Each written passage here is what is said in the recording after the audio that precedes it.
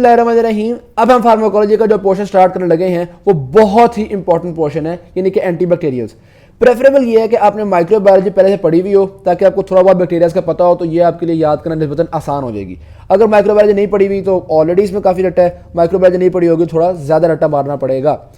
Anyway जनाब start करते हैं। एंटीबैक्टीरियल्स में हमारे पास 4 चैप्टर्स हैं, चैप्टर 43 से लेकर चैप्टर 46 तक।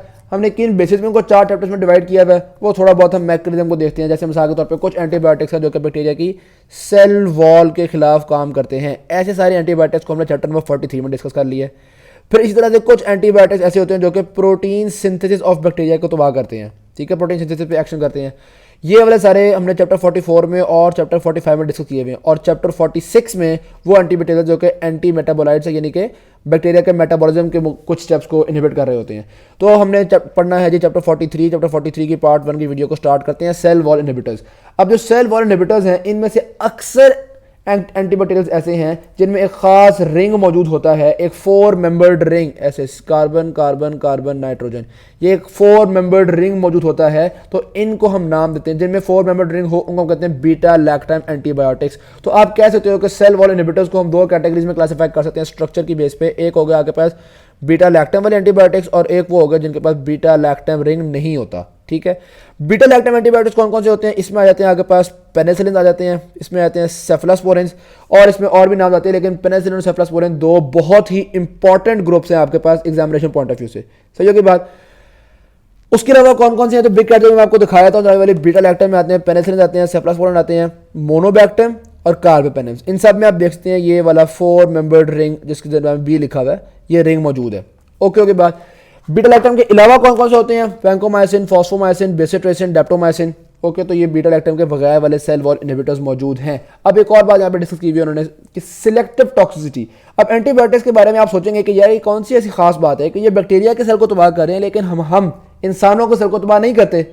तो बेसिकली रीज़न ये होती है कि वो सेल के ऐसे कंपोनेंट्स के खिलाफ होते हैं जो कंपोनेंट्स इंसानों में पाए ही ना जाएं। जैसे मिसाल के तौर पे ये वाले एंटीबायोटिक्स सेल वॉल को तबाह कर रहे हैं। अब ह्यूमन सेल में सेल वॉल पाई जाती है? नहीं। तो सारी बात है बैक्टीरिया के अंदर सेल वॉल पाई जाती है, तो बैक्टीरिया ही के सेल्स को तबाह करेंगे और ह्यूमन के सेल्स को तबाह नहीं करेंगे। इसी तरह जो प्रोटीन सिंथेसिस इनहिबिटर्स हैं, आपको पता है कि राइबोसोम्स जो होते हैं बैक्टीरिया के फ़र्क होते हैं, 70S होते हैं, हमारे राइबोसोम फ़र्क हैं। तो वो बैक्टीरिया ही के खास कंपोनेंट्स के खिलाफ काम करने वाले एंटीबैक्टीरियल्स पाए जाते हैं। अब तकरीबन 50 से ज़्यादा एंटीबायोटिक्स हम जानते हैं जो कि सेल वॉल इनहिबिटर्स हैं। उनमें से कुछ एंटीबायोटिक्स को इंशाल्लाह इस चैप्टर में डिस्कस करना है। पार्ट 1 की वीडियो में हम लोग पेनिसिलिन को डिस्कस करेंगे। पेनिसिलिन बहुत ही इंपॉर्टेंट ग्रुप ऑफ ड्रग्स है। तो स्टार्ट करते हैं वाली शुरू में एक रट्टे की बात है, penicillin are derivatives of 6 amino penicillinic acid, ठीक है। ये आपका सिर्फ एक एमसीक्यू आ सकता है। और आपको पता है पेनिसिलिन के अंदर बीटा लैक्टम रिंग मौजूद होता है। अब पेनिसिलिन एक पूरा ग्रुप ऑफ ड्रग है, बात इसमें बहुत सारे ड्रग्स मौजूद हैं। इन ड्रग्स की प्रॉपर्टीज मुख्तलिफ हैं, कोई एसिड स्टेबल है तो कोई एसिड में तबाह हो जाता है। इसी तरह से उनकी फार्माकोकाइनेटिक्स वगैरह वेरी करती हैं। इन्होंने लिखा है बायोडिस्पोजिशन, बायोडिस्पोजिशन का मतलब भी फार्माकोकाइनेटिक्स ही होता है। अब फार्माकोकाइनेटिक्स को स्टार्ट करते हैं। अच्छा, किसी भी ड्रग की जो फार्माकोकाइनेटिक्स है वो एग्जामिनेशन पॉइंट ऑफ व्यू से बहुत ज़्यादा इंपॉर्टेंट नहीं होती, लेकिन क्योंकि पेनिसिलिन एक बहुत ही इंपॉर्टेंट ग्रुप ऑफ ड्रग है इसलिए इसकी फार्माकोकाइनेटिक्स को भी हम डिटेल से डिस्कस करेंगे। फार्माकोकाइनेटिक्स भी इसकी इंपॉर्टेंट है। फार्माकोकाइनेटिक्स में आपके पास 4 चीज़ें होती हैं जिसको याद करने के लिए आप आदमी से याद कर सकते हो। ए फॉर एब्जॉर्प्शन, याद कर लो एडमिनिस्ट्रेशन का रूट। फिर इसी तरह से डिस्ट्रीब्यूशन, मेटाबॉलिज्म, एलिमिनेशन। एब्जॉर्प्शन की बात की जाए तो ज़्यादातर जो पेनिसिलिन होते हैं उनको हम पार एंट्रली देते हैं क्योंकि ये ओरली एब्जॉर्ब नहीं हो रहे होते, तो इसलिए हम उनको इंट्रावेनसली या इंट्रामस्कुलरली दे रहे होते हैं। अलबत्ता कुछ पेनिसिलिन ऐसे भी हैं जो कि ओरली दे देते हैं। उनमें आपके पास एक नाम यहाँ पर डिस्कस किया हुआ है पेनिसिलिन वी, दूसरा होता है आपके पास अमोक्सिसिलिन जो आपके ऑगमेंटिन में भी पाया जाता है, और तीसरे का नाम मिनी कैटजग में नहीं दिया हुआ, बिग कैटजग में दिया हुआ है, तो बाहर मैं आपको बता देता हूँ डाइक्लोक्सासिलिन, ठीक है। तो ये 3 पेनिसिलिन होते हैं जो कि ओरली दिए जा सकते हैं, बाकी सारे पेनिसिलिन ओरली नहीं देते। और ये जो ओरली दे रहे हैं ना, इनकी भी एब्जॉर्प्शन इफेक्ट होती है फूड की मौजूदगी में, तो खाना खाया हुआ तो इनकी भी एब्जॉर्प्शन इफेक्ट होती है। सही। एडमिनिस्ट्रेशन होगी। डिस्ट्रीब्यूशन की बात की जाए तो पेनिसिलिन जो होते हैं ब्लड ब्रेन बैरियर आमतौर पे क्रॉस नहीं कर पाते। सिर्फ अगर मेनिंजेस इन्फ्लेम्ड हो, यानी कि मेनिंजाइटिस वगैरह हुआ हो, तो मेनिंजेस इन्फ्लेम्ड की सूरत में ये ब्लड ब्रेन बैरियर क्रॉस कर पाते हैं। ये बातें एमसीक्यूज में बड़ी इंपॉर्टेंट होती हैं। जैसे मिसाल, अब बातों को ना रिलेट किया करें आप। एक बात बुक में लिखी हुई है, ब्लड ब्रेन बैरियर को क्रॉस नहीं कर पाते या कर पाते हैं, ठीक है। एमसीक्यू में पूछ सकते हैं कि भाई सेरेब्रोस्पाइनल फ्लूइड में पहुंच पाते हैं या नहीं, तो इसका भी वही मतलब है। ये भी होता है कि वो आपसे पूछे कि इनमें से किस ड्रग की न्यूरोटॉक्सिक पोटेंशियल है, ब्रेन में टॉक्सिसिटी कौन कॉज करेंगे? तो जाहिर सी बात है जो ड्रग ब्लड में बैरियर क्रॉस कर सकता है वही न्यूरोटॉक्सिसिटी कॉज करेगा। ठीक, तो ये चीज़ों को आप रिलेट किया करें ताकि हमसे, वरना होता क्या है कि वो आता है न्यूरोटॉक्सिक, आप कहते हैं लोग बुक में तो कहीं लिखे नहीं थे न्यूरोटॉक्सिक, ये तो बुक के बाहर से आ गया। तो बेसिकली बुक में ये लिखा होता है और उन्होंने उससे डिराइव्ड आपसे सवाल पूछा हुआ होता है। तो जनाब पहले हमने डिस्ट्रीब्यूशन भी डिस्कस कर ली। मेटाबॉलिज्म की बात की जाए तो काफ़ी बड़े बड़े मतलब पोलर होते हैं आपके ये पेनिसिलिन, जिसकी वजह से ये मेटाबोलाइज ज़्यादा नहीं होते। यूजुअली जिस फॉर्म में ड्रग होता है उसी फॉर्म में बॉडी से एलिमिनेट हो रहा होता है। एलिमिनेशन की बात की जाए तो एक्सक्रीशन की बात की जाए, ज़्यादातर जो आपके पेनिसिलिन होते हैं वो यूरिन के थ्रू ही एक्सक्रीट हो रहे होते हैं, यानी कि रीनल एक्सक्रीशन होती है। अब आपको पता है आपके पास एक नेफ्रॉन भाई मौजूद होता है जिसका इस तरह का होता है कुछ बोमैन्स कैप्सूल, फिर प्रॉक्सिमल ट्यूब्यूल होती है, फिर लूप ऑफ हेनले। ठीक हो गया, इस तरह का कुछ नेफ्रॉन होता है। अब होता है आमतौर पर यह है कि यहाँ पे आपके पास ग्लोमेरुलस होता है। ग्लोमेरुलस में मुख्तलिफ ब्लड वेसल्स होती हैं, ब्लड वेसल्स में से चीज़ें इस तरह बाहर आती हैं, तो इसको आप कहते हैं ग्लोमेरुलर फिल्ट्रेशन। फिर उसके ये तो हो गया आपके पास ग्लोमेरुलर फिल्ट्रेशन। फिर दूसरे नंबर पे यहाँ पे जो आपके प्रॉक्सिमल कॉन्वोल्यूटेड ट्यूब्यूल है, इसके इर्द गिर्द भी ब्लड वेसल्स मौजूद होती हैं। इन ब्लड वेसल्स में से भी कुछ सब्सटेंसेस सिक्रीट होकर आ रहे होते हैं और जो को ज़रूरत नेफ्रॉन में आता है वो अल्टीमेटली यूरिन के थ्रू बॉडी से निकल जाता है।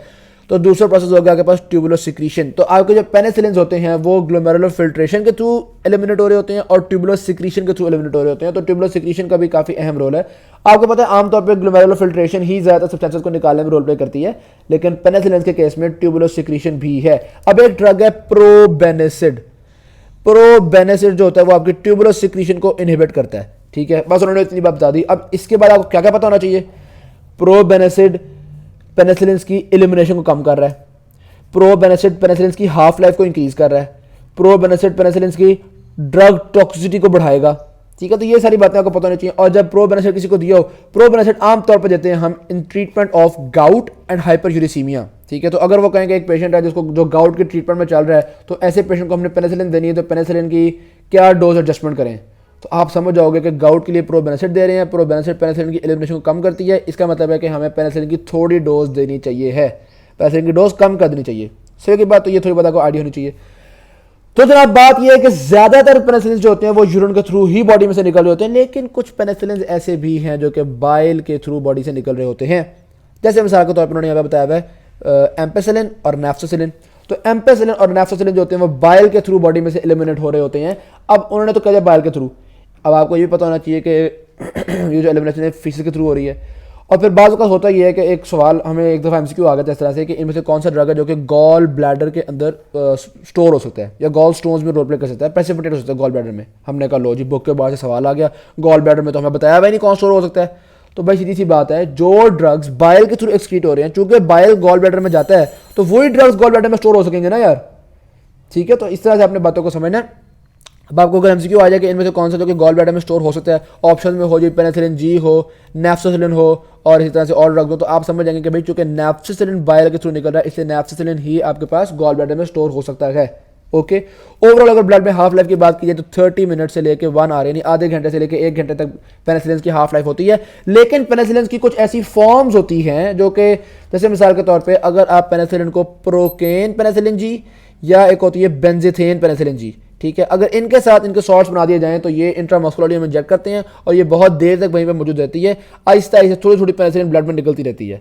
सही, तो प्रोकेन पेनिसिलिन जी हो या बेंजीथीन पेनिसिलिन जी हो तो वो एक तो ब्लड में थोड़ी कंसंट्रेशन डेवलप होगी और बहुत देर तक हल्का हल्का सा ड्रग निकलता रहेगा, यानी कि हाफ लाइफ इंक्रीज हो जाती है। तो ये वाली बातें हमने फार्माकोकाइनेटिक्स की बातें कंप्लीट कर ली। अच्छा एक और बात भी है, बाज़ तो पूछते हैं कि इनमें से कौन सा ड्रग है जो रीनल फेलियर में जिसकी एलिमिनेशन कम हो जाएगी। तो आप समझो भाई, जो ब्लड किडनीज में निकल रहा है, ज़्यादा मैंने बताया ना यूरिन के थ्रू निकलता है। ठीक है, तो रीनल फेलियर को भी समझना है। आगे जिस तरह विनिंग एडजक में उन्होंने लाइन लिखी हुई है एसजीओ नाम के केस में कि रीनल फेलियर में इसकी एलिमिनेशन कम हो जाती है, तो उनके कहने का मकसद ये है कि ये भी किडनी के थ्रू एक्सक्रीट हो रहा होता है। तो ये मुख्तलिफ लाइन आती हैं, आपने इनको समझना है, इनको रिलेट करना है और एक कॉन्सेप्ट को समझना है। अब हम आते हैं mechanism of action and resistance की तरफ। तो बेसिकली मैकेनिज्म ऑफ एक्शन का पहले हम कॉन्सेप्ट समझ लेते हैं, ठीक है, फिर हम रटे वाली बातें भी देख लेंगे। जनाब कॉन्सेप्ट तो ये है आपके पास, एक तो बात ध्यान में रखना है कि इसका जो एक्शन है वो ग्राम पॉजिटिव के खिलाफ ज़्यादा अच्छा होता है, ग्राम नेगेटिव में थोड़ी सी मुश्किल होती है इसको। क्यों जी, वो भी हम डिस्कस कर लेंगे। एक दफ़ा ना इसको तो छुपा लो जी, ये हो गई हमारे पास एक मेम्ब्रेन और आपको पता है कि सेल वॉल मौजूद होती है आपके उसमें बैक्टीरिया में। सेल वॉल के अंदर पेप्टिडोग्लाइकैन मौजूद होता है। अब पेप्टिडोग्लाइकैन का अगर हम स्ट्रक्चर देखें तो उसमें चेन्स मौजूद होती हैं एन एसिटाइल ग्लूटामिक एसिड और एन एसिटाइल म्यूरामिक एसिड की। ठीक है, तो ये GM बनाया हुआ है उन्होंने, एन एसिटाइल ग्लूटामिक एसिड और एन एसिटाइल म्यूरामिक एसिड। अब ये जो एन एसिटाइल म्यूरामिक एसिड है ना, इस पे फर्दर आगे आप देख सकते हैं अमीनो एसिड्स की एक चेन मौजूद होती है। इस चेन में एलानिन ग्लूटानिन इस तरह से आ रहा है। इस चेन के टर्मिनल में मौजूद होती है 2 डी एला, ठीक है। तो ये डी एला टर्मिनल मौजूद है आपके पास इस चेन का। अब होता बेसिकली ये है कि आपके पास एक एंजाइम है जिसका नाम है पीबीपी, पेनिसिलिन बाइंडिंग प्रोटीन। ये पेनिसिलिन बाइंडिंग प्रोटीन इस डी एला को ढूंढता है, और जहां भी डी एला मिलता है ना, तो ये आखिरी डी एला को उतार देता है, तो टर्मिनल डी एला को रिमूव करता है, जिसकी वजह से सेकंड लास्ट डी एला जो है वो बॉन्ड फॉर्म कर लेता है। तो जब भी टर्मिनल डी एला रिमूव होता है, सेकंड लास्ट डी एला जो होता है वो बॉन्ड फॉर्म कर लेते हैं आपके पास एक और इसी तरह की चेन के साथ। और ये आपके पास पेप्टिडोग्लाइकैन के अंदर क्रॉस लिंक्स फॉर्म होना शुरू हो गए, चेन के आपस में लिंक्स बनना शुरू हो गए, जिसकी वजह से पेप्टिडोग्लाइकैन को स्ट्रेंथ मिलती है, बहुत मजबूत हो जाता है, ठीक है। ये कहलाता है आपके पास ट्रांसपेप्टिडेशन रिएक्शन। ओके की बात। अब होगा बेसिकली ये कि जो पेनिसिलिन है ना, वो भी डीएलए सिमिलर से होते हैं, तो पेनिसिलिन बाइंडिंग प्रोटीन पे आके लग जाता है पेनिसिलिन। होगा ये कि अब ये प्रोटीन इस डीएलए पे नहीं लग सकेगी, और जब नहीं लग सकेगी तो ट्रांसपेप्टिडेशन रिएक्शन नहीं होगा। एज अ रिजल्ट पेप्टिडोग्लाइकैन बेचारा कमजोर हो जाएगा, पेप्टिडोग्लाइकैन के अंदर ये क्रॉस लिंक्स नहीं बन सकेंगे। सही होगी बात। तो अगर मैं मैकेनिज्म ऑफ एक्शन की आपको यहाँ पे रट्टे हुए लाइनें बताऊँ तो ये आगे पे लिखी हुई हैं, ये देखिएगा। Binding of the drug to specific enzyme penicillin binding protein bind कर गया, फिर क्या किया, inhibition of transpeptidation reaction, transpeptidation reaction inhibit कर दिया, और फिर सोने पे सुहागा ये किया कि उसने ऑटोलिटिक एंजाइम्स को भी एक्टिवेट कर दिया, यानी कि ऐसे एंजाइम्स एक्टिवेट कर दिए जो कि सेल वॉल के खिलाफ काम करें। तो पेनिसिलिन बाइंडिंग प्रोटीन एक ऐसा एंजाइम था जो कि सेल वॉल को स्ट्रेंथन करता था। हमने सेल वॉल को स्ट्रेंथन करने वाले एंजाइम को इनहिबिट कर दिया और सेल वॉल को तोड़ने वाले एंजाइम्स को एक्टिवेट कर दिया। तो ये तो हाथ धो के पड़ गया ना सेल वॉल के पीछे। ओवरऑल सेल वॉल तबाह हो जाती है। जब सेल वॉल तबाह होती है तो जाहिर सी बात है उसकी वजह से बैक्टीरिया डेथ होना शुरू होती है बैक्टीरिया की। इसी वजह से हम कहते हैं कि पेनिसिलिन जो होते हैं वो बैक्टीरियासिडल होते हैं। दो चीज़ होती है ना, बैक्टीरियासिडल ड्रग्स और बैक्टीरियास्टैटिक। बैक्टीरियास्टैटिक का मतलब है बैक्टीरिया की ग्रोथ रुक गई, और बैक्टीरियासिडल का मतलब है बैक्टीरिया किल हो गया। ऑल राइट, ये तो हमने देख लिया मैकेनिज्म ऑफ एक्शन। अब हम देखते हैं कि रेजिस्टेंस कैसे, बल्कि एक और बात देखो, ग्राम नेगेटिव बैक्टीरियाज में ये होता है। मैं आपको बेसिकली बिग कैटजिंग का डायग्राम इसलिए दिखाता हूं ताकि किसी ने अगर ये थ्योरी पढ़नी हो तो वो रो के थ्योरी भी पढ़ सके। अच्छा जी, ग्राम नेगेटिव में ये होता है कि एक आउटर मेम्ब्रेन भी मौजूद होती है। अब उस आउटर मेम्ब्रेन को क्रॉस करना पड़ेगा, तो पेनिसिलिन के लिए थोड़ी सी दिक्कत हो जाती है कि यार कैसे क्रॉस करके यहाँ तक पहुंचा जाए। तो सीधी सी बात है, पेनिसिलिन में इसको क्रॉस करने के लिए बात ये होती है कि आउटर मेम्ब्रेन के ऊपर पोरेंस मौजूद होते हैं, ये पोर्स मौजूद होते हैं, और इन पोर्स के थ्रू गुजर के पेनिसिलिन आ पाती है, ठीक है। तो यानी कि ग्राम नेगेटिव में थोड़ी सी ज़्यादा दिक्कत का सामना करना पड़ता है आपके पेनिसिलिन को। जारी बात, एक पोर्स में से गुजरना पड़े तो दिक्कत तो हो गई। ओके हो गया बात। अब हम देखते हैं कि रेजिस्टेंस कैसे डेवलप होती है, यानी बैक्टीरिया ऐसी क्या चीज़ करता है कि पेनिसिलिन के खिलाफ रेजिस्टेंस डेवलप कर लेता है। एक जनरल सी बात ध्यान में रखना, जब भी कोई एंटीबैक्टीरियल या कोई एंटीवायरल आपके किसी भी बैक्टीरिया वायरस के एंजाइम पे काम कर रहा होगा ना, तो रेजिस्टेंस का एक मैकेनिज्म तो ये होगा कि वो एंजाइम मॉडिफिकेशन कर लेगा, ठीक है। वो एंजाइम रेजिस्टेंट हो जाएगा और उस एंजाइम पे काम नहीं हो पाएगा। सही। तो यहाँ भी आप देख सकते हो कि पेनिसिलिन एक एंजाइम यानी कि पेनिसिलिन बाइंडिंग प्रोटीन पे काम कर रहा है। तो पेनिसिलिन बाइंडिंग प्रोटीन अपने अंदर मॉडिफिकेशन कर लेता है, कहता है यार पेनिसिलिन तो बड़ा ही होशियार है, मैंने डीएलए पे लगना था, उसने मुझे धोखा दिया, पेनिसिलिन मेरे साथ लग गया और मुझे काम ही नहीं करने देता। तो पेनिसिलिन बाइंडिंग प्रोटीन थोड़ा सा अपने आप को सियाना हो जाता है और कहता है ऐसी की तैसी, अब मैं पेनिसिलिन को अपने ऊपर नहीं लगने दूंगा, ठीक है। तो रेजिस्टेंस का एक मैकेनिज्म तो हो गया modification of target penicillin binding protein. एक और मैकेनिज्म ये होता है कि यहाँ पे आ जाते हैं सिक्योरिटी गार्ड। सिक्योरिटी गार्ड से कहते हैं कि यार पेनिसिलिन बाइंडिंग प्रोटीन, पेनिसिलिन आकर तुम्हें तंग करती हैं ऐसी की तैसी, हम पेनिसिलिन को छोड़ेंगे ही नहीं। पेनिसिलिन वही है ना बदमाश बीटा लैक्टम वाले, हम उनके बीटा लैक्टम को तबाह कर देंगे। तो ये सिक्योरिटी गार्ड्स को हम नाम देते हैं बीटा लैक्टमेजेस, जो कि पेनिसिलिन को तबाह कर देते हैं और पेनिसिलिन बेचारी काम नहीं कर पाती, ठीक है। तो रेजिस्टेंस के दो मैकेनिज्म हो गए, एक ये कि एंजाइम होशियार हो गया, दूसरा सिक्योरिटी गार्ड्स आ गए हैं। तीसरा मैकेनिज्म फिर ग्राम नेगेटिव में खास तौर पे ये होता है कि ग्राम नेगेटिव बैक्टीरिया कहते हैं कि यार हमारे पोर्स को थ्रू गुजर के आ रही है ना पेनिसिलिन, तो हम पोर्स ही खत्म कर देते हैं। तो नंबर ऑफ पोर्स या पोरेंस कम हो जाते हैं, जिसकी वजह से पेनिसिलिन बेचारी सेल के अंदर आ ही नहीं पाती। लेकिन ये वाली जो रेजिस्टेंस है ये ग्राम नेगेटिव में ही होगी सिर्फ, ठीक है, जैसे कि सूडोमोनाज हो गया। ये तीन मैकेनिज्म ऑफ रेजिस्टेंस आपकी मिनी कार्डून में लिखे हुए थे। चौथा मैकेनिज्म आपके यहाँ पे बिग कार्डून में लिखा हुआ है, वो है इफ्लक्स। इफ्लक्स का मतलब होता है कि पेनिसिलिन को सेल में से निकाल दिया जाता है, ठीक है, पंप्स डेवलप किए जाते हैं, निकाल दिया जाता है। इफ्लक्स एक ऐसा मैकेनिज्म ऑफ रेजिस्टेंस है कि आप किसी भी ड्रग के बारे में अगर नहीं याद आ रहा ना, अगर कोई ड्रग है जिसकी रेजिस्टेंस आपको नहीं याद आ रही, तो आप इफ्लक्स पंप्स लिख दो, ठीक है। एंटीबैक्टीरियल्स की बात कर रहा हूँ तो आप इफ्लक्स पंप लिख दो, बस चल जाता है। ये बड़ा जनरलाइज सा काम है। ओके हो गई बात। अब हमारे पास रेजिस्टेंस का भी काम कंप्लीट हो गया। अब हम यूज करते हैं क्लिनिकल, अब हम स्टार्ट करते हैं क्लिनिकल यूजेस को। इसमें हमने देखना है स्पेक्ट्रम, कौन कौन से ड्रग्स किस किस के खिलाफ काम करने के काबिल होते हैं। तो सबसे पहले ये वाला जो पैराग्राफ है ना, इसके बारे में अगर आपने कोई बहुत शॉर्ट भी चीज़ को याद रखनी है तो वो याद रखनी है आपने विग्स, सबसे इंपॉर्टेंट विग्स याद रख लो। पेनिसिलिन वी ओरोफिंजियल इन्फेक्शंस के लिए और पेनिसिलिन जी साइफिलिस के लिए। साइफिलिस तो बहुत ही इंपॉर्टेंट है, ठीक है। साइफिलिस जो कि कॉज करवाता है ट्रेपोनीमा पैलिडम। ट्रेपोनीमा पैलिडम एक स्पायरोकीट है। ये सारा कुछ इसलिए बता रहा हूँ क्योंकि हो सकता है एमसीक्यू में साइफिलिस लिखा हो सकता है एमसीक्यू में लिखा हो ट्रेपोनीमा पैलिडम से इन्फेक्शन है। तो जब भी साइफिलिस, ट्रेपोनीमा पैलिडम या स्पायरोकीट आएगा तो उसके लिए फर्स्ट लाइन ऑफ ड्रग या आप कह लो ड्रग ऑफ चॉइस होगा आपके पास पेनिसिलिन जी। इतनी बात आपको जरूर याद होनी चाहिए। अब दो बीमारियों के बाद ना उन्होंने फिर बताया हुआ कि किन किन बैक्टीरिया के खिलाफ काम कर रहे हैं। अगर आपने बैक्टीरिया का रट्टा मारना है तो वो आप रख सकते हो मेनिंजोकोकाई, एंटेरोकोकाई, स्पायरोकीट्स और स्ट्रेप्टोकोकाई। सही होगी बात। लेकिन इस रट्टे से आपका काम बनेगा नहीं। क्यों नहीं बनेगा? क्योंकि एंटेरोकोकाई आगे भी लिखे होंगे, 6-7 जगह पे लिखे हुए होंगे, तो आप उस तरह से कंफ्यूज हो जाएंगे। इतना स्ट्रॉन्ग रट्टा मुश्किल कम ही होता है लोगों का।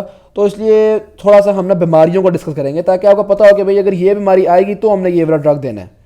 वरना अगर आपने सिर्फ एंटेरोकोकाई याद किया हुआ ना तो फिर आप बस भूल जाएंगे। तो हम देखते हैं जाने वाली पेनिसिलिन जी को पहले देख लेते हैं हम। पेनिसिलिन जी एक तो साइफिलिस में आपने याद रख लिया। दूसरा आपने जो इंपॉर्टेंट याद रखना है पेनिसिलिन जी वो है गैस गैंग्रीन के ट्रीटमेंट के लिए भी penicillin G he drug of choice होती है। गैस गैंग्रीन क्लॉस्ट्रीडियम परफ्रेंजेस कॉज करवा रहे होते हैं।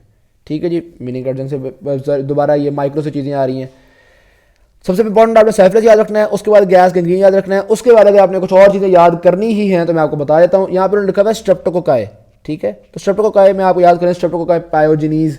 अगर आपको वो स्केची याद होगी तो उसका दूसरे पेज पे पायोजिनीज बनी हुई है, तीसरे पेज पे मेरा ख्याल है। और उसमें वो फेरेंजाइटस हो रहा है, वो जो गले पे उन्होंने रेड रुमाल बांधे हुए हैं। ठीक है, फेरेंजाइटस, तो फेरेंजाइटस के खिलाफ पेनिसिलिन जी होती है। इसी तरह से पायोजिनीज जो होता है वो रियोमैटिक फीवर कॉज करवाती है, तो रियोमैटिक फीवर के ट्रीटमेंट में भी पेनिसिलिन जी ही यूज़ हो रही होती है। फिर इसी तरह से स्ट्रेप्टोकोकस बोवियस जो है वो एंडोकार्डाइटिस कॉज करवाता है।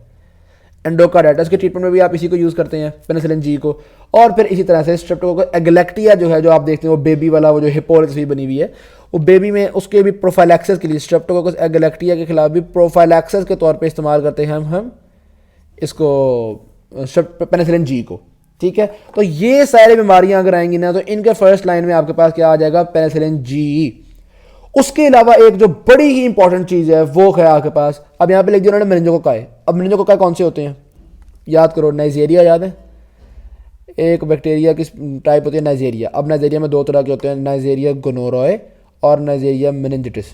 ठीक है, नाइजेरिया मेनिंजिटिस जो कि मेनिंजाइटिस कॉज करवाते हैं, इसके खिलाफ भी पेनिसिलिन जी बेहतरीन काम करती है। जबकि नाइजेरिया गोनोरॉय जो है ना, ये काफ़ी रेजिस्टेंट है पेनिसिलिन के लिए, तो इसके खिलाफ हम पेनिसिलिन जी नहीं इस्तेमाल कर पाते। इसके खिलाफ हम सेफ्रास्पोरिन को यूज़ कर रहे होते हैं। वैसे भी मैं आपको आगे हम पढ़ेंगे सेफ्रास्पोरिन, लेकिन वैसे बताया तो सेफ्ट्राइक्सोन यूज़ करते हैं।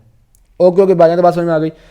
अच्छा जी, अब सबसे इंपॉर्टेंट चीज़ें क्या याद रखनी है? सबसे पहले साइफिलिस के लिए इस्तेमाल होता है, first line of drug. Number 2 gas gangrene के लिए इस्तेमाल हो रहा है। नंबर 3 नाइजेरिया के लिए इस्तेमाल हो, नाइजेरिया मेनिंजाइटिस के लिए इस्तेमाल हो रहा है। सही होगी बात। थोड़ा सा बातों को ज़रा एक्सपैंड करने के लिए, ज़रा आसान करने के लिए, साइफिलिस के लिए फर्स्ट लाइन आपने पता चल गया। अगर साइफिलिस के लिए सेकंड लाइन ऑफ ड्रग पूछ लें तो वो होते हैं टेट्रासाइक्लिन्स। टेट्रासाइक्लिन्स अभी आगे जाके हम पढ़ेंगे, इसलिए आपने घबराना बिल्कुल नहीं है। मैं यहाँ पे कुछ बता रहा हूँ ताकि आपके दिमाग में ये बातें इंटर रिलेट होना शुरू हो जाएं, और याद रखिएगा इंटर रिलेट करके ही आप इन चीज़ों को समझ सकेंगे। इंडिविजुअली अगर हर ड्रग का आपने रटा मार लिया तो आप एग्जाम में कन्फ्यूज हो जाएंगे। ओके जी, यहाँ तक बातें डिस्कस कर ली हमने। एक और बात जो यहाँ पर उन्होंने बताई है वो ये कि एंटेरोकोकाई के खिलाफ हम, यहाँ तक ये बातें आपको समझ में आ रही हैं, सारा स्पेक्ट्रम ठीक। उसके अलावा वो कह रहे हैं कि जनाब पेनिसिलिन जी प्लस अमाइनोग्लाइकोसाइड्स अगर हम दे दें तो ये बहुत ही अच्छे साबित होते हैं एंटेरोकोकाई के खिलाफ। यानी कि एंटेरोकोकाई के खिलाफ पेनिसिलिन जी के साथ मिला के अमाइनोग्लाइकोसाइड्स एक ऐसे एंटीबायोटिक्स हैं जो आगे जाके हम डिस्कस करेंगे इंशाल्लाह। ठीक है, बाद में चैप्टर 45 में है ये। एनीवेज, तो एंटेरोकोकाई के लिए पेनिसिलिन जी प्लस अमाइनोग्लाइकोसाइड्स दिए जाते हैं। उसके अलावा पेनिसिलिन जी आपको पता चल गया बिना वाली स्ट्रेप्टोकोकाई में, क्लॉस्ट्रीडियम परफ्रेंजेस में, नाइजेरिया मेनिंजाइटिस में और ट्रेपोनीमा पैलिडम में। ठीक, बैक्टीरिया के नाम भी बता दिए और बीमारियों के नाम भी बता दिए। बैक्टीरिया के नाम चूंकि भूलते हैं इसलिए बीमारियों को मैंने यहाँ पे एक बार डिस्कस कर लिया है आपके साथ। ये तो ये वाले हो गए। फिर आते हैं आपके पास कुछ और ड्रग्स जो कि स्टैफ ऑरियस के लिए हैं। ठीक है, अब यहाँ पे जो ड्रग ना 3 नाम दिए हुए उन्होंने आगे पास बेसिकली, मेथिसिलिन, नैप्थोसिलिन, ऑक्सीसिलिन। मेथिसिलिन के बारे में तो वो कह रहे हैं कि ये चूंकि टॉक्सिक नेफ्रोटॉक्सिक पोटेंशियल होता है, इसका किडनी को खराब कर रहा होता है, इसलिए आमतौर पर इसको इस्तेमाल नहीं करते। नैफ्थोसिलिन और ऑक्सीसिलिन को ही आमतौर पर इस्तेमाल करते हैं। लेकिन देखो यहाँ पे मैं आपको एक बात बता रहा हूँ, इन ड्रग्स को हम एंटी स्टेफाइलोकोकल पेनिसिलिन भी कहते हैं। ओके की बात, ये जो लिखा हुआ ना very narrow spectrum penicillinase resistant drugs. अब पेनिसिलिनेज रेजिस्टेंट का क्या मतलब होता है? इसका मतलब ये होता है कि आपको याद होगा ना, हमने ये सिक्योरिटी गार्ड्स डिस्कस किए थे। ये सिक्योरिटी गार्ड्स थे ना जो कि बीटा लैक्टेंस को तबाह करते थे। तो ये वाले ड्रग्स कहते हैं कि यार इन सिक्योरिटी गार्ड्स के खिलाफ हम क्या करें, तो हमने इन ड्रग्स को बुलेट प्रूफ जैकेट्स बना दी हैं। ठीक है, वो बुलेट प्रूफ जैकेट्स क्या हैं? बड़े बड़े आर ग्रुप्स, आर जी बना लिख दिया मैंने, आर ग्रुप्स। तो नैफ्थोसिलिन हो गया, ऑक्सीसिलिन हो गया, मेथिसिलिन हो गया, इनके पास बड़े बड़े आर ग्रुप्स होते हैं जिसकी वजह से बीटा लैक्टम वजह से इनका कुछ नहीं बिगाड़ पाते, और इनको हम इस्तेमाल करते हैं स्टेफलोकोकस ऑरियस के खिलाफ। इनका नाम जब मैंने आपको बता दिया कि इन पेनिसिलिन को हम एंटी स्टेफाइलोकोकल कहते हैं, तो इससे आपको समझ आ जानी चाहिए कि इन पेनिसिलिन का सबसे इंपॉर्टेंट जो यूज है वो स्टेफलोकोकस ऑरियस के खिलाफ ही है। ओके की बात। अलबत्ता कुछ स्टेफलोकोकस ऑरियस ऐसे भी होते हैं जो रेजिस्टेंट होते हैं इनको, तो उनको हम कहते हैं methicillin resistant Staph aureus MRSA. ठीक है, या अगर methicillin resistant Staph epidermis MRSE. Okay की बात। इनका स्पेक्ट्रम देख लिया हमने। फिर कुछ ऐसे एंटीबायोटिक्स होते हैं, कुछ ऐसे पेनिसिलिन होते हैं जिनका स्पेक्ट्रम थोड़ा वाइड है। ठीक है, यानी कि थोड़े से ग्राम नेगेटिव या थोड़े और बैक्टीरिया के खिलाफ इनका स्पेक्ट्रम होता है। तो चूंकि स्पेक्ट्रम थोड़ा एम्पलीफाई हो रहा है, तो एम्पली से आपको नाम याद हो देना चाहिए, एम्पीसिलिन।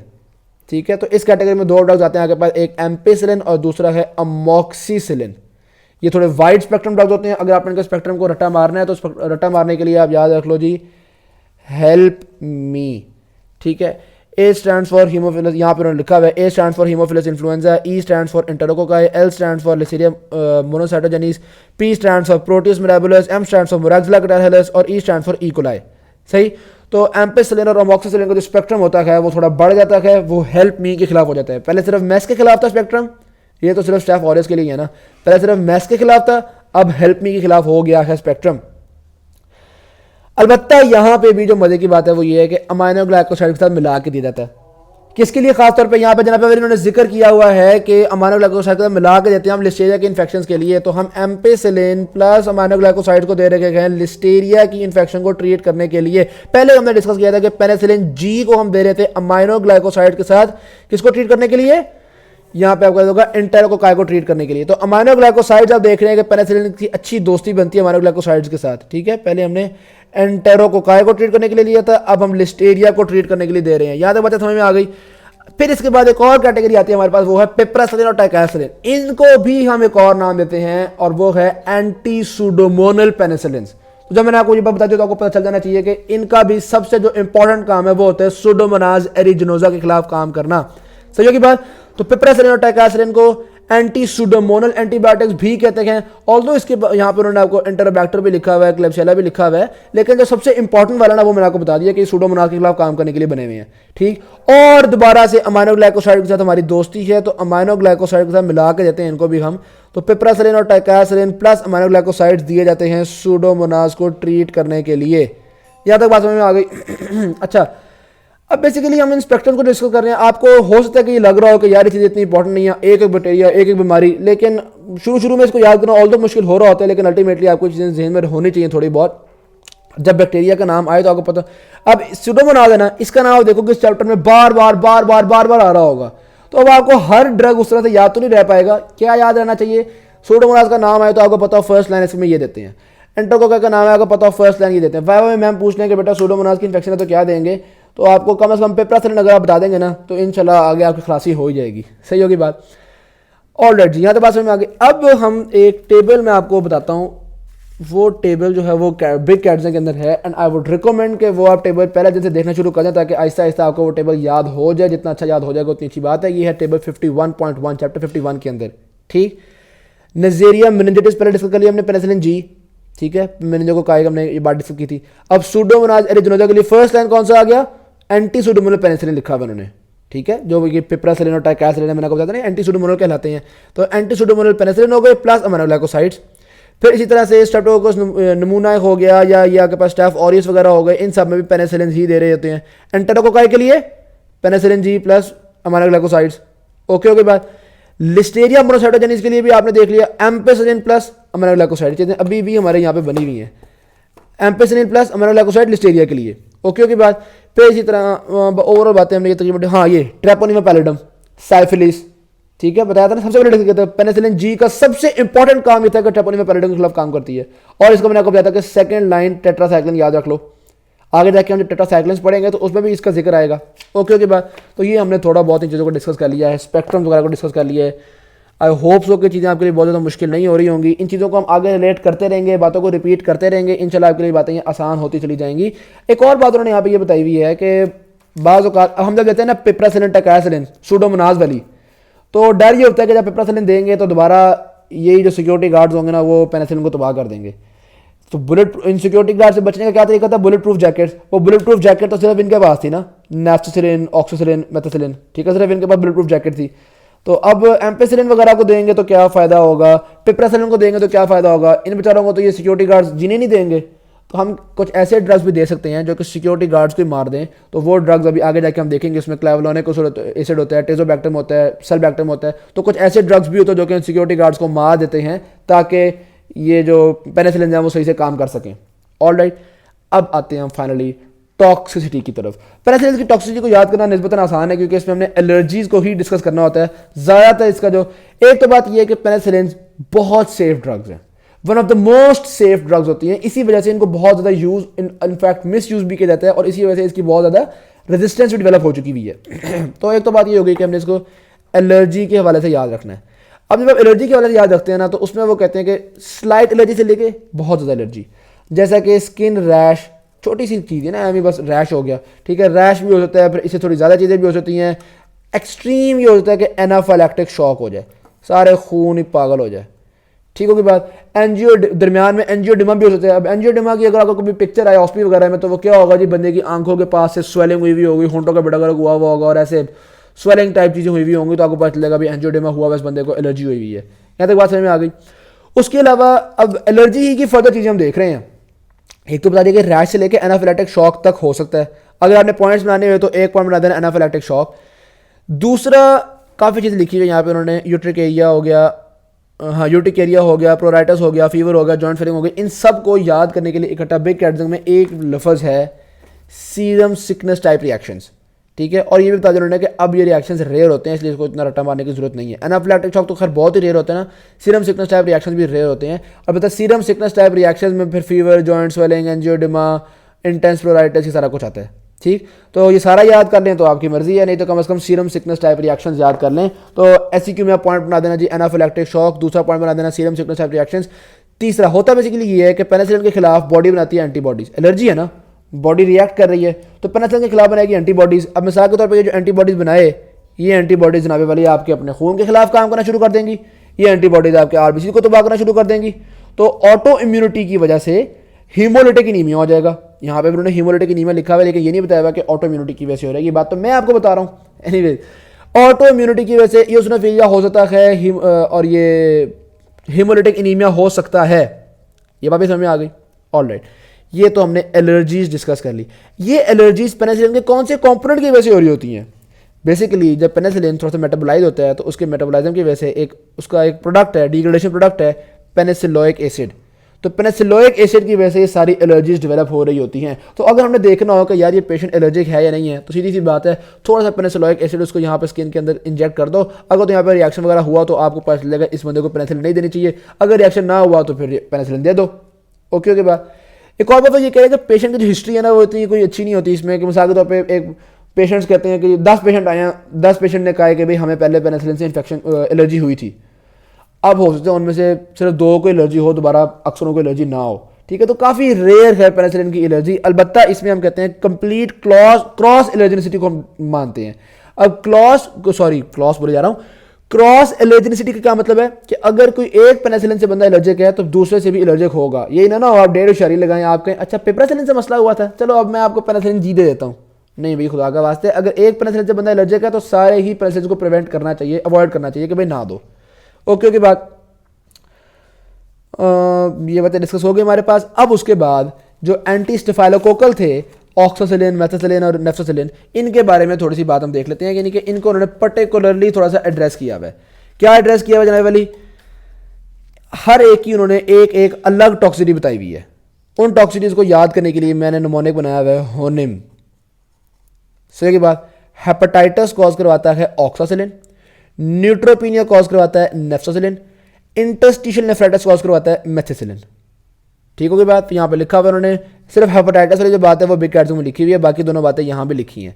तो होनिम आप याद रख लें, हेपेटाइटिस कॉज करवा रहे हैं ऑक्सासिलिन, न्यूट्रोपीनिया नेफ्सासिलिन और इंटरस्टिशियल नेफ्राइटिस मेथिसिलिन। ये बात समझ में आ गई।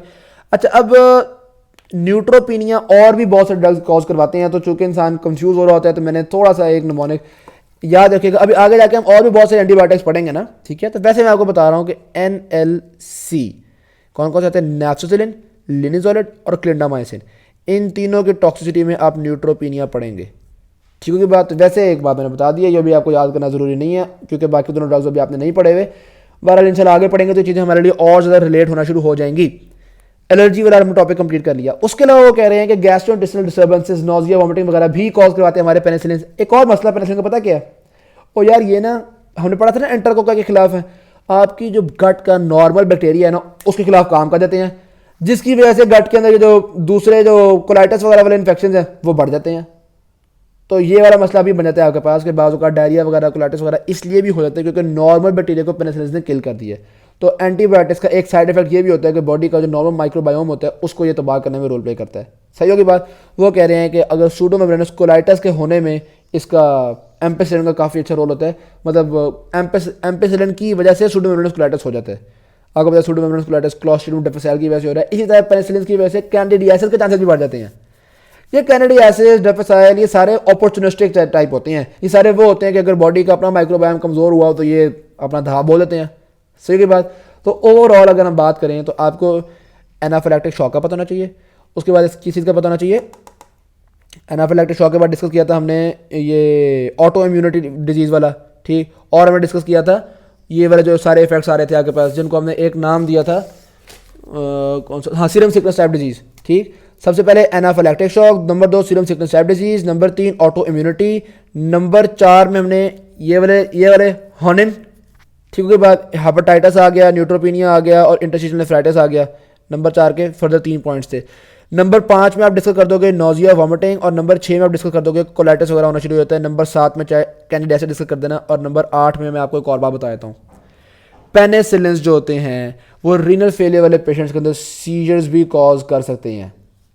सही होगी बात। तो ये मैंने ये बात पहले भी डिस्कस की हुई है कि जब मेनिंजेस इन्फ्लेम्ड होते हैं तब सिर्फ ये ब्लड ब्रेन बैरियर में क्रॉस कर रहे हैं, इसलिए आमतौर पे इनके न्यूरोटॉक्सिक पोटेंशियल्स नहीं होते। लेकिन वैसे पेनिसिलिन का बिग कैट्स में उन्होंने लिखा हुआ है। अब ये सारी बातें मिनी कैट्स में नहीं है, मिनी कैट्स में सिर्फ यही वाली बातें थी, इसलिए बस यही वाली बातें चाहे आप याद रख लें। लेकिन बिग कैट्स में उन्होंने बताया हुआ है कि ये देखो ये लिखा हुआ है यार,